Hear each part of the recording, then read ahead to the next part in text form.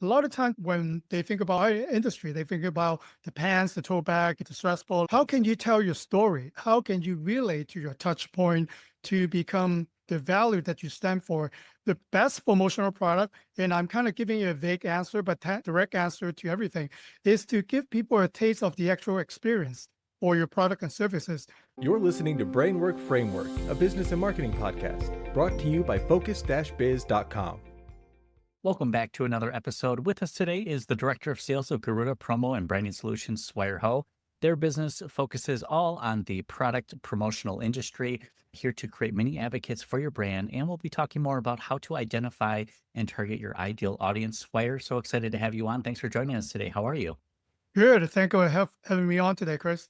Absolutely. So business owners, marketers out there, they're trying to make an impact. They're trying to build these relationships. One, I don't think they really know who they want to target and how to target them, get found and get in front of them. So how do we kind of go about building our ideal client and kind of focus on delivering a message to them? Thank you, Chris. That's a good question. And obviously, that's a big question. If we could find our ideal client and we're able to pitch our offerings to them, then we're all going to be a happy entrepreneur. But a lot of time when small business owner are focusing on this task, they don't want to miss out, right? If I'm a restaurant, everyone has to eat. Or if I do a website, everyone needs a website. So I like to target everybody. A lot of times when you think about big companies, $1 million budget, or they have unlimited budget, none of them actually go target everyone. So why would you, as a small business entrepreneur, myself included, we have limited resources versus our larger competitor.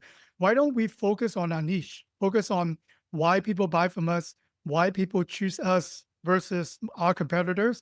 And by finding and knowing who your ideal clients are, you actually can save a lot of money, answer all the questions of where you should advertise, where should I hang out, or where should I spend my marketing dollar? So by finding and knowing your ideal client to actually answer all of those questions. Absolutely. And knowing who we're working with and who our ideal client is really going to save us a lot of money and a lot of time and effort creating content for an audience that doesn't even want to listen to our message, or it's just going to help us improve the effectiveness of our campaigns. So now these businesses here, of course, with technology, yes, we're going more digital, but I see a lot of businesses also having better success with more physical media now. So everything from like printed promo materials and even flyers are even making a comeback now in 2025. How do you kind of see promotional branding fitting into a company's marketing strategy, and how does it help them kind of like get their name out there?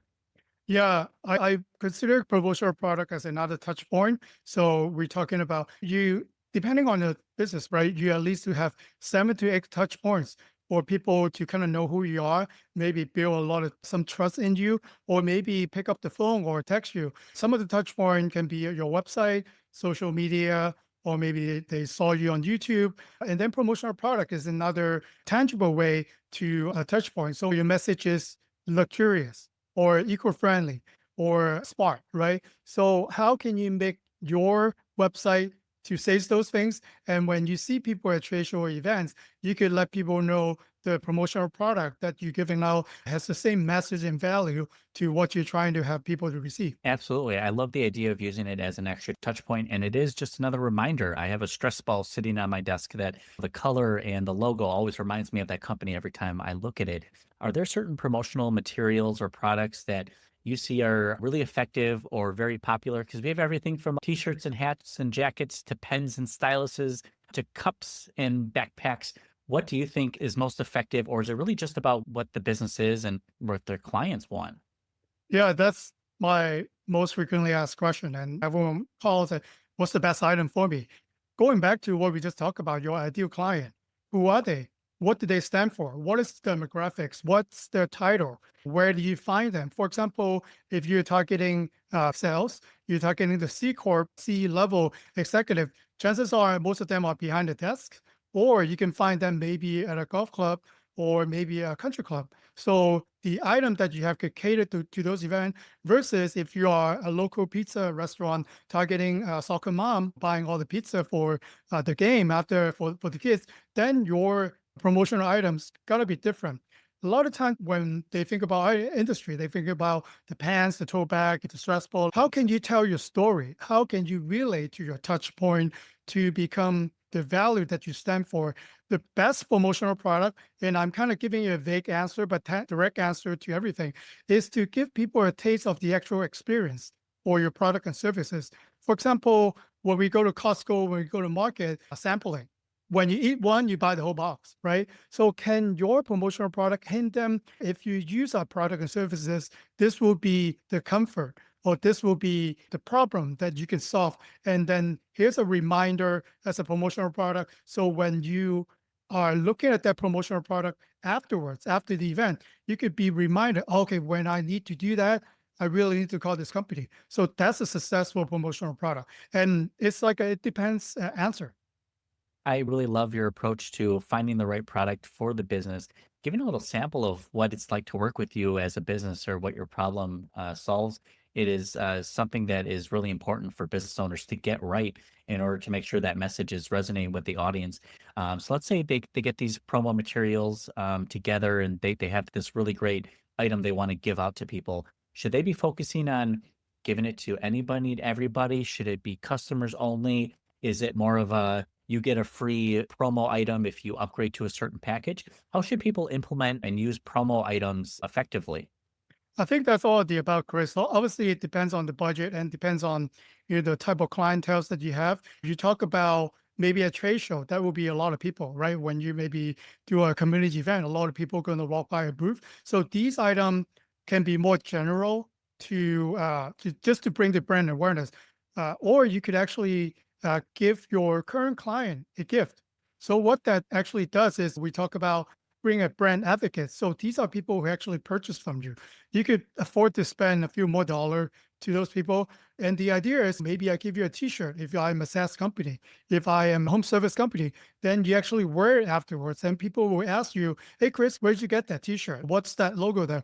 And then you actually tell others about your experience. Oh, yes, I use this plumber. They fixed my toilet real quick. And you see the number back there. So I'm actually using the cost that I used to print this t-shirt and train you, Chris, to become an ambassador. Think of little pieces like that. That's why, again, going back to the ideal client, knowing where they are, where they're going to be hanging out, then they actually help you filter down a lot of question, what you should buy, how much you should buy, and how many you should buy. Absolutely. And obviously, Swear, you're very knowledgeable in your craft and what you do. You've been doing this for a while. Tell us more about your journey. What were you doing before, and how did they kind of bring you to what you're doing now? Well, if you're all going back to the beginning, I started my first business in the CD, DVD replication industry. If you're old enough like me, you still have CDs. We're in LA, so work with a lot of record label film companies. And along the way, when they finish the album, they go on tour or they do a red carpet, they ask, do you do concert t-shirts, hats, or the gift bags that we can use? That's how we got to dabble into the industry. And then in 2013, we sold the CD DVD part of the business to a competitor and focus exclusively in promotional product ever since. Wow, that is fascinating. Love the experience because it seems like a lot of entrepreneurs were doing something before. They had some experience similar to the industry, and just the way that it kind of leads them into their newest venture now really just shows the evolution of you as a business owner and everything that you've gone through. Right now, it's 2025. What are you looking forward to? Are you planning any big, exciting launches in 2025? Are you doing anything different, or are you just kind of keeping with the same thing that's been working for you already? I think 2025 so far has been giving us and the entire industry on the toe. Because if you don't watch the news, you know that there's a lot of different talks with tariff restrictions. So things are going to get moving very fast. Let's put it this way. And if you're going to a trade show, if you're planning on a production, especially something that's being made, I would suggest listener to give more time than you normally would. And if you have a plan, we're looking out 3 to 6 months ahead. We don't know what's going to look like. It kind of changes every time I turn on the TV or read industry newsletter. So I think for us, planning is the key to success. And a lot of time people want to save money. When they come to me, they always, how can we save money? Planning will actually save you money. If you are the type of business who will attend multiple trade shows every year, exactly when the trade show are right now, you probably have today. Why wait until 2 days before the event to do something versus you have 2 months or 6 months, people plan in advance. You could do something really custom, really appropriate for the event versus 2 days before, you probably are limited with the options that you have. So I think 2025 for me personally is all about planning. Absolutely. Planning for business owners is going to offer a lot more flexibility if they want to adapt and pivot to a lot of the changes in the laws, legislation, and uncertainty that's just happening throughout the world right now for us business owners. But for those who want to get connected with Swire here, where can people find you online and get connected with you? Oh, thank you, Chris. If they wanted to see some of the work that we do, they can visit our website at garudapromo.com. I'm also love networking, so people can also find me on LinkedIn. Just search for Swire or hashtag the promo guy. Love talking about promotional product. And then before you call, do you think about who your ideal clients are and think of ways that you can know more about your ideal client than they know about themselves? Then you're on the way to success. That is the key to a winning strategy. Absolutely. Swear, we appreciate you coming on and sharing your tips and tricks, your wisdom, and your journey with us. Message from our sponsors here for those who are trying to get found and get in front of the right people and getting booked appointments on your calendar. Visit focus-biz.com for more information. Swire, thank you so much for your time. We appreciate you. Congratulations on everything you've done. Really looking forward to how 2025 catapults your success into the future. Thank you so much. Thank you, Chris.